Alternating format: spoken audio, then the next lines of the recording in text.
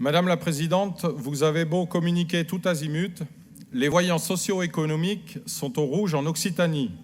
En recensant 1 million de pauvres, notre région est aussi celle où le revenu médian est le plus bas de France. Nous nous attendions donc à 2 objectifs de votre part.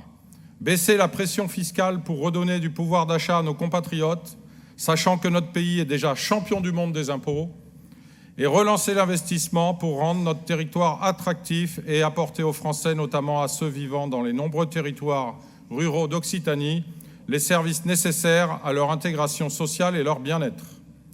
Un budget ne doit pas être bâti selon votre propre plaisir, mais selon les besoins du territoire.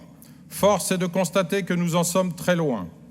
C'est pourquoi le groupe RN, conscient des vrais enjeux qui s'imposent à notre région, propose un budget amendé bien différent du vôtre.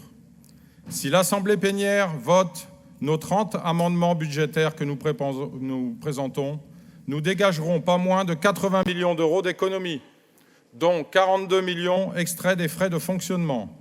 La suppression de 2 amendements jugés irrecevables prouve, s'il en était besoin, que vous avez enchaîné les contribuables régionaux à des dépenses de fonctionnement obligatoires. En 2021, nous les libérerons de ces fers fiscaux. Ces économies seront utilisées à la réduction de l'emprunt régional, car depuis votre arrivée, et contrairement à ce que vous dites, les compteurs de la dette ne cessent de grimper. Si on ramène cette dette par habitant, elle est ainsi passée de 261 € à 342 €, soit 31% de plus en 4 ans.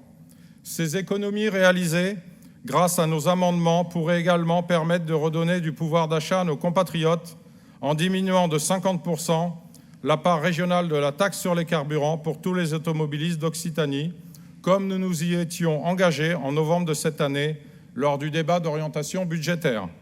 Enfin, nous proposons de diminuer de 10 points le taux unitaire par cheval fiscal de la carte grise pour contrebalancer la brutale hausse de la taxe sur les certificats d'immatriculation qu'ont subi les habitants de l'ex-Midi-Pyrénées en 2016 par votre injuste décision. En effet, beaucoup de nos compatriotes ne disposent que de leur voiture comme moyen de locomotion. Ils n'ont pas à payer ni vos gabegies, ni vos obsessions idéologiques. Vous nous rétorquez souvent, et vous l'avez fait tout à l'heure avec votre condescendance coutumière, que c'est de la démagogie.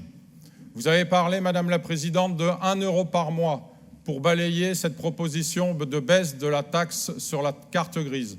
Permettez-moi de vous dire que pour certains Français paupérisés, parce que ça existe, qui sont, eux, en déficitaire sur leur compte dès le début du mois, en débit sur leur compte, eh bien, quelques euros par-ci, quelques euros par-là, ça la compte.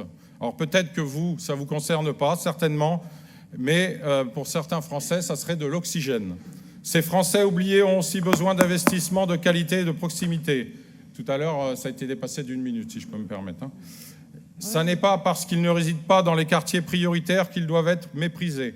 Malheureusement, là aussi, ils pourront attendre. En effet, depuis votre arrivée aux affaires en 2016, les dépenses de fonctionnement ont explosé, tandis que celles liées à l'investissement sont moins importantes qu'avant la fusion des 2 anciennes régions et se situent à chaque compte administratif sous la barre des 950 millions d'euros de 2015.